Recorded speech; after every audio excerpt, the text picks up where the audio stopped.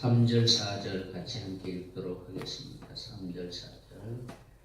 그의 혀로 남을 허물하지 아니하고 그의 이웃에게 악을 행하지 아니하며 그의 이웃을 비방하지 아니하며 그의 눈은 망령된 자를 멸시하며 여호와를 두려워하는 자들을 존대하며 그의 마음에 소원한 것은 해로울지라도 변하지 아니하며.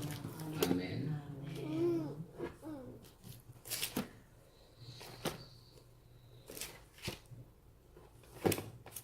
하나님이 늘 보호하시고 그리고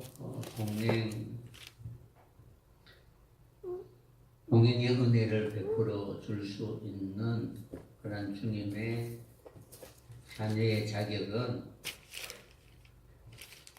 친구에게 그 이웃에게 악을 행하지 아니해야 되는 것입니다. 악이라는 것은 우리가 보면은 세상적인 그런 법의 잣대로 악하다라는 그런 기준을 넘어서서 사람이 마땅히 사람답게 살아가는 그런 도덕적인 그런 기준을 말하고 있습니다. 그러니까 우리가 학교에서 배우는 그런 도의 기준이 아니라 도라는 것은 하나님의 말씀입니다. 사람이라면은 이렇게 살아야 한다는 원칙에 대한 부분입니다.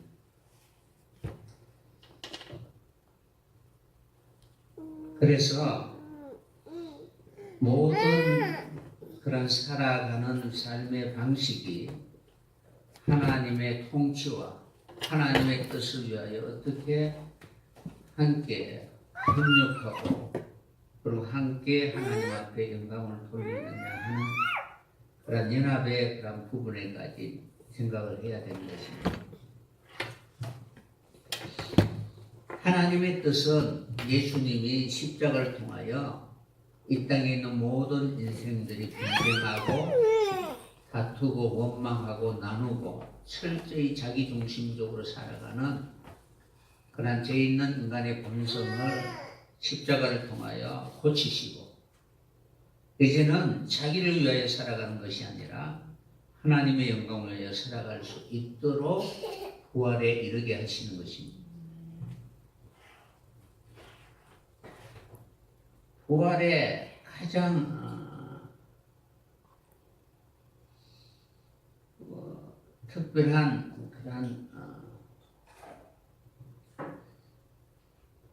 기능이 무엇이냐 하면은 연합이라는 것입니다. 하나님의 은혜로 말미암아 내가 부활의 그런 축복을 받았다면은 그 이후로는 하나님의 뜻을 행하는 모든 사람과 반드시 연합을 이루게 되는 것입니다. 그래서 오늘도 그 친구에게 이웃에게 악을 행하는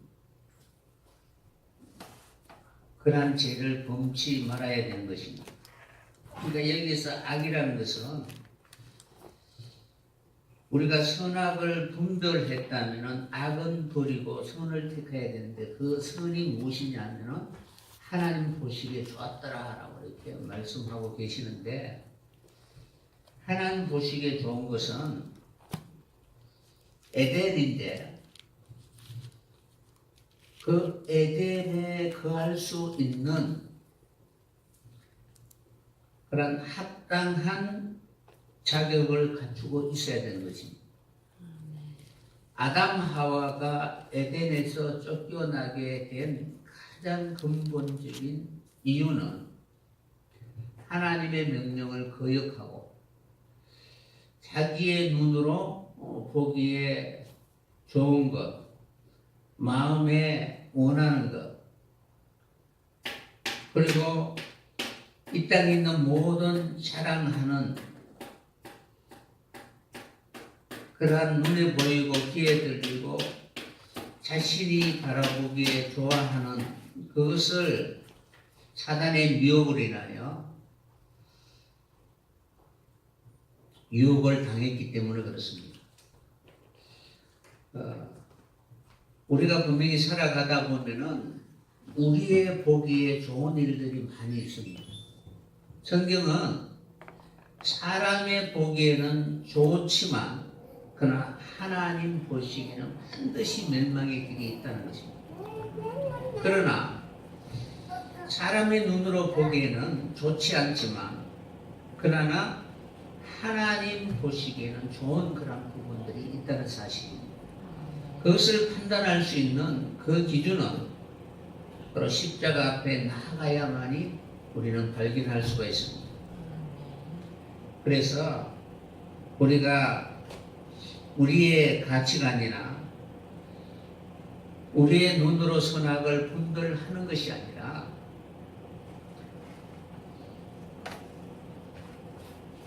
늘 성령을 통하여 하나님의 그 뜻이 무엇인가를 늘 주님 앞에 우리 자신을 맡길 수 있는 그러한 심령이 되어야 되는 것입니다. 그러면은 하나님이 어떻게 우리로 하여금 모든 환경과 상황 속에서 당신의 역사를 이루어 가시는가를 우리에게 보여주시는 것입니다.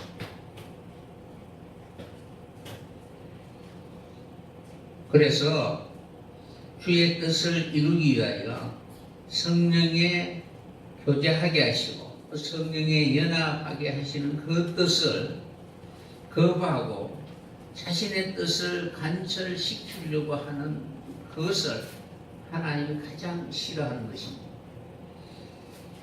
예수님도 분명히 마태복음 12장 31절 이하 말씀에 보면은 성령을 해방하는 그런 죄를 범하게 되면은 이 세상뿐만 아니라 오는 세상에서 결코 사함을 받지 못하게 될 것을 경고하고 있습니다. 그러니까 성령이 하는 일이 다양하지만 가장 중요한 일이 바로 연합하는 일이라는 사실입니다. 성령의 교통교제하심을 통하여 온 세상이 하나님의 다스림을 받을 수 있도록 성도들의 마음속에 늘 그리스도의 걸어가신 그 길을 기억하고 오늘 또 내 자신이 과연 주님이 걸어가신 자기의 부인의 그 삶을 동일하게 나도 그 길을 따라 주님 앞에 영광을 돌리며 살아가고 있는가를 살펴봐야 되는 것입니다. 그래서 이웃과 그 벗은 결국 하나님의 뜻을 행하기 위하여 하나님이 붙여주신 소중한 성도라는 것입니다. 누가 친구고 누가 이웃이냐? 하나님의 말씀을 이루기 위하여 하나님이 붙여주신 그러한 교우가 바로 친구입니다. 요한복음 15장 14절에 보면 예수님이 제자들에게 이제 가르치고 그리고 행하는 그 자리에서 친구의 자리로 성격해 줍니다. 이제부터는 너희는 나의 친구다. 그러므로 종이 아니라 주인이 하는 것을 다 알려주어 하나님을 기쁘게 할 수 있는 그 일에 함께 동참할 수 있도록 너희를 그렇게 대우해 주시겠다라고 이렇게 말씀하고 계시는 것입니다. 친구는 함께 그 일을 협력할 수 있는 그러한 자리에 있는 자를 말합니다. 오늘도 우리가 하나님의 말씀을 듣고 기도할 때 우리가 가는 그 길이 그저 먹고 마시며 나그네와 같이 그저 종착지가 없이 허무하게 이리저리 방황하는 자가 아니라 우리가 가야 할 영원한 본향인 하나님의 나라가 어떠한 나라이고 그 나라에 들어갈 수 있는 합당한 자의 자격이 무엇인가를 늘 생각하고 우리를 미혹하는 자가 아니라 함께 도우며 함께 힘을 연합하여 어떠한 그런 사단의 유혹이 있다 할지라도 넉넉히 이겨나갈 수 있는 그런 사람이 되어야 하는 것입니다. 그래서 친구는 사랑이 끊이지 아니한다라고 잠언서 17장 17절에 기록되어 있습니다. 그래서 우리가 하나님의 나라에 들어가는 모든 그런 가정 속에 이러한 이간질하고 비방하고 미혹을 받아서 철저히 마치 아담 하와의 관계를 서로 원망하고 불평하는 그런 관계가 아니라 다시 하나님의 영광을 위하여 연합하고 위하여 긍휼과 사랑으로 헌물과 제사함을 얻게 할 수 있는 진정한 주의 사랑을 나눌 수 있는 그런 친구와 같은 그런 관계가 되어야 되는 것입니다.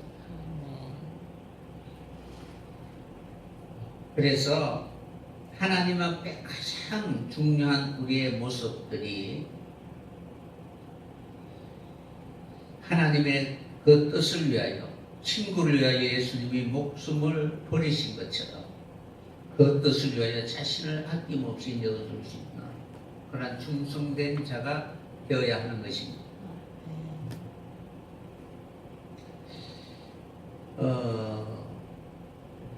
마지막에 누가 우리를 통치하고 다스리느냐 하는 것이 매우 중요합니다. 그러니까 권세와 힘을 가지고 다스리는 것이 아니라 사랑으로 다스리는 것입니다. 잠언서 27장 9절에 보면은 어떻게 기록되어 있느냐 하면은 기름과 향이 사람을 즐겁게 하나니 친구의 충성된 근거가 이와 같이 아름다우니라 라고 이렇게 기록되어 있습니다. 하나님이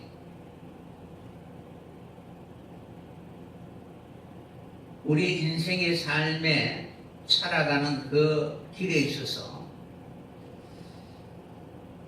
강도 만난 자의 친구가 누구이고 이웃이 누구인가를 늘 생각할 수 있는 그런 지혜로운 자가 된다면 누가 나를 해할 자이고 나를 도울 자가 누구인가를 늘 생각해 봐야 되는 것입니다. 결코 인간의 본성은 손해보지 아니하려고 하는 그런 자기중심적인 그런 본성을 가지고 있습니다. 땅에 속하여 땅의 말을 하는 모든 사람들은 그 말하는 모든 그 말이 철저히 이기적이고 자기중심적인 그런 말을 합니다.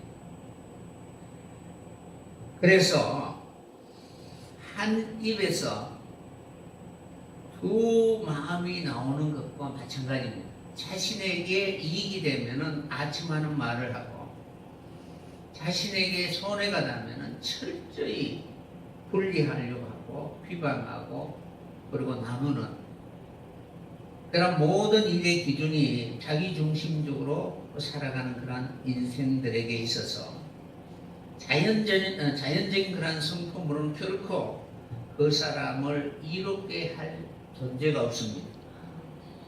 그러나 예수님이 모든 인생에 그런 깨를 버리게 하시고 진실로 하나님을 경외하는 지혜로운 그런 성도가 되기 위해서 가장 먼저 예수님이 자기를 십자가에 못 박은 것처럼 우리도 동일하게 자기를 부인하는 그런 삶을 살 것을 우리에게 권고하고 있는 것입니다.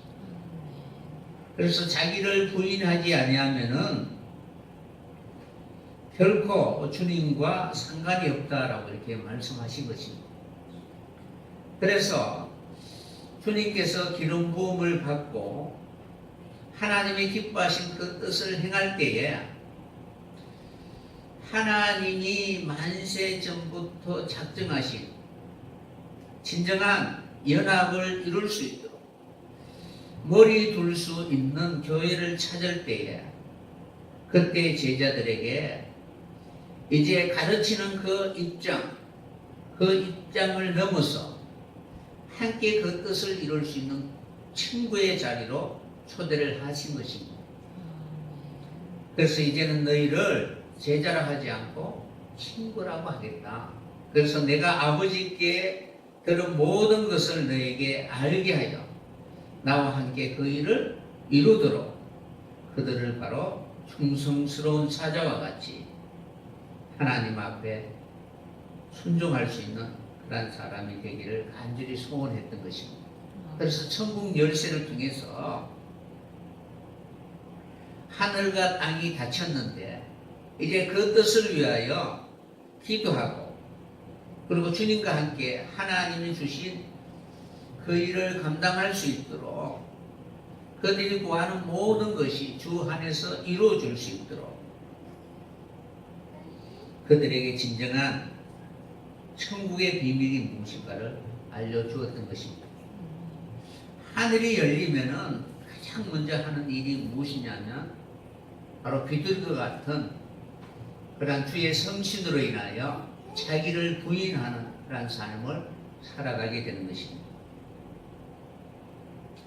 그래서 그동안은 자기의 목적을 위하여 자기의 원하는 것을 위하여 자기의 기쁨을 위하여 자신이 왕이 되어 하나님의 다스림보다는 어찌하든지 나의 기쁨을 위하여 끊임없이 하나님 앞에 간구하고 기도하는 그런 삶을 살았는데 이제 주님의 그런 통치와 다스림을 받으니까 자기를 기쁘게 하는 것이 아니라 하나님을 기쁘게 하는 일이 무엇인가를 늘 기억하고 그것을 위하여 살아가게 되는 것입니다.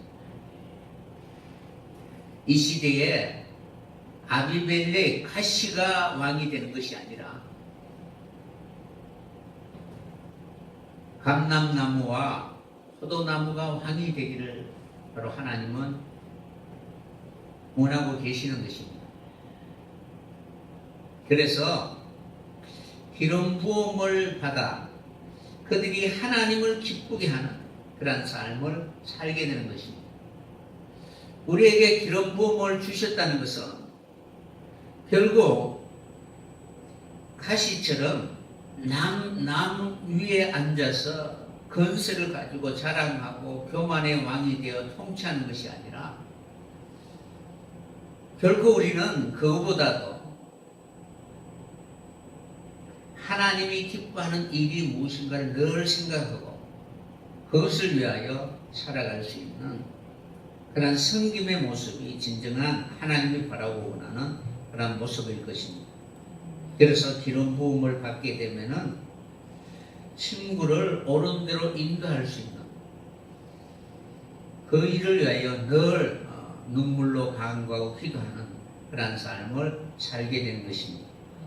그러므로 시편 15편 3절에 기록되어 있는 것처럼 주의 장막에 머무른 자 마치 여호수아와 갈렙처럼 하나님의 장막을 떠나지 않고 늘 하나님의 은혜에 젖어 사는 그런 사람들은 날마다 자기의 그 사람에 매여 살아가는 사람이 아니라 그의 속사람이 날마다 강건하여 하나님의 약속하신 가나안 땅을 유업으로 받을 수 있도록 늘 하나님의 은혜를 사모하며 살아가게 되는 것입니다. 그래서 친구에게 행악하는 자가 아니라 악을 행하는 자가 아니라 늘 선으로 악을 이겨 자신을 아낌없이 내어줄 수 있는 그런 삶을 살게 되는 것입니다. 그래서 우리가 늘 하나님 앞에 진실하고 충성된 그런 모습으로 살아가야 되는 것입니다.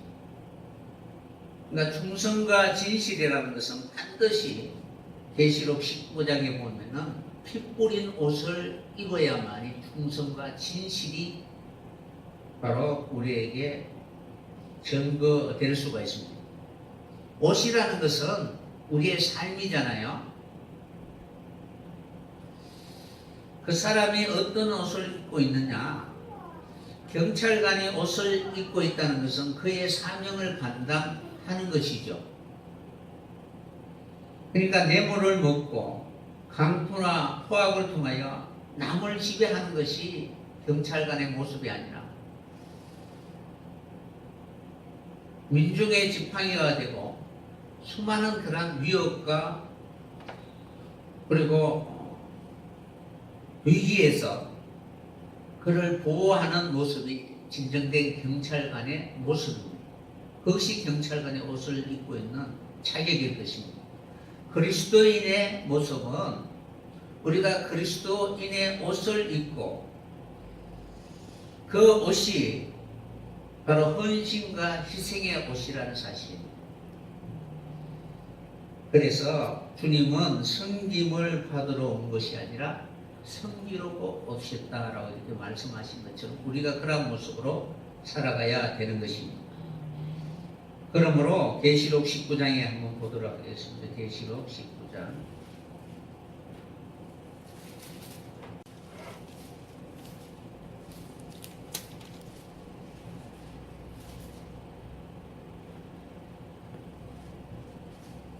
11절 또 내가 하늘이 열린 것을 보니 보라 백마와 그것을 탄 자가 있으니 그 이름은 충신과 진실이라.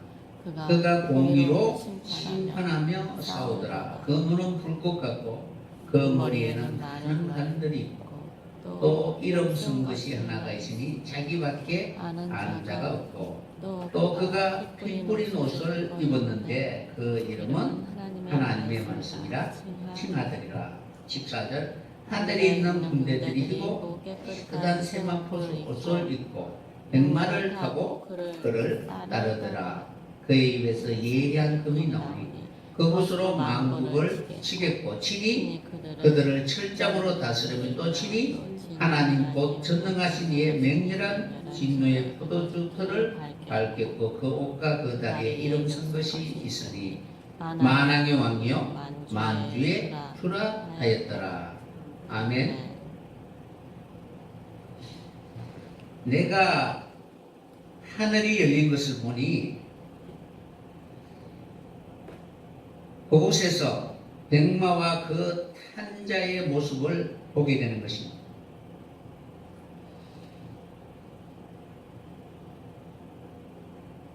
그의 모습은 충신과 진실의 모습인데 공의로 심판하며 싸우더라라고 이렇게 기록하고 있습니다. 그러니까 귀에 들리는 대로 보이는 대로 판단하지 않고 하나님의 말씀대로 바로 싸우더라라고 이렇게 기록되어 있는 것입니다.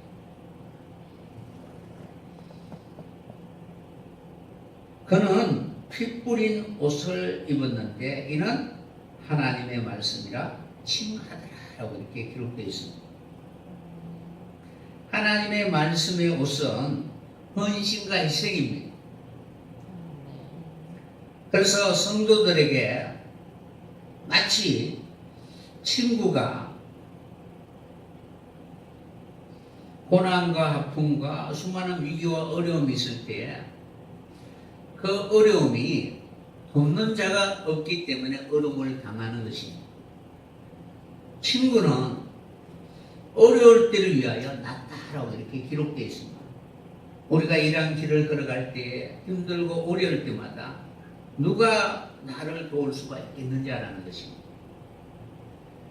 마치 주의 십자가를 질 때에 아무도 없고 천사가 돕는 것처럼 우리도 동일하게 한 사람 한 사람을 나를 드러내면서 마치 내가 무엇인가는 그 사람을 위하여 도움을 주는 그런 자랑이 아니라 마치 천사와 같이 오른손이 하는 일을 왼손이 모르는 것처럼 늘 간구하고 위하여 기도하면서 주의 역사를 사모하는 그런 마음으로 살아갈 수 있는 그러한 사람들이 되어야 되는 것입니다.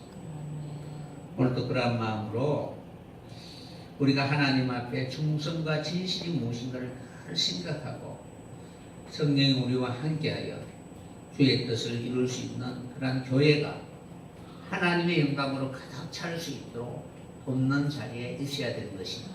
그래서 성령을 보내주셔서 요한복음 14장 이하 말씀 보시면은 예수님이 이제 십자가를 지고 가는 그 이유는 너희에게 유익이 되리라. 그러니까 구원 얻기에 유익이 된다는 사실입니다. 그러니까 열매 맺기에 유익이 된다는 것입니다. 그러니까 15장에는 포도나무와 열매에 대해서 설명하고 열매 맺기 위해서는 가지에게 접붙여 있어야만이 열매 맺을 것을 말씀하고 있는데 그 뒤에 말씀을 쭉 보면은 이제 내가 가면은 내가 오는 것이 아니라 성령을 보내주시겠다. 그 성령은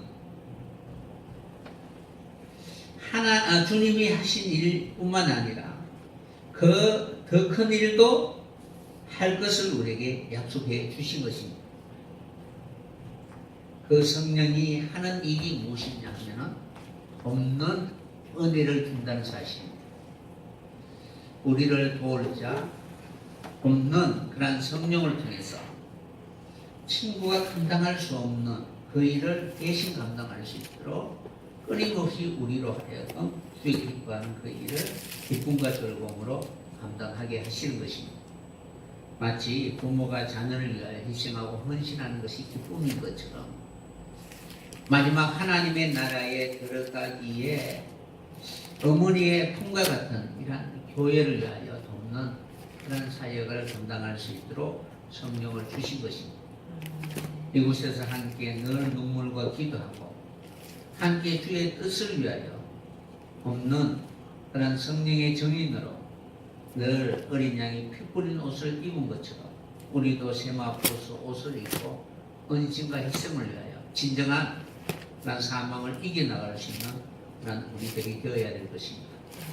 마지막 철장 권세를 통하여 사망을 이길 수 있는 그런 진정한 친구와 같은 그런 동력자가 된다면 하나님 이런 사람들에게 영원한 에덴의 기쁨과 즐거움을 회복해 주게 될 것입니다. 오늘도 그런 마음으로 하나님이 나를 사랑하신 것처럼 이제 주의 사랑에 늘 감격하여 교회 안에 있는 모든 그런 주의 뜻을 행할 때 사단의 계계와 미혹이 있다 할지라도 돕는 그런 은혜로 능히 이겨나갈 수 있는 이 하루가 되었으면 합니다. 한 사람이면 넘어지면 결코 일어날 수 없지만 두 사람이면 감당하고 세 사람 이상이면 세상의 무엇으로도 끊을 수 없는 진정한 주의 사랑으로 이겨나가게 될 것입니다. 오늘도 우리가 기도하고 간구하는 모든 것이 주님의 기뻐하는 그런 친구의 자리에서 이제 악을 행하는 것이 아니라 위하여 기도하고 그리고 늘 천사의 도우심을 통하여 넉넉히 이겨나갈 수 있는 그런 정인된 삶이 우리에게 이루어졌으면 합니다. 오늘도 그렇게 주님의 앞에 영광을 돌리며 살아갈 수 있는 하루가 되시기를 예수님 이름으로 간절히 축원합니다.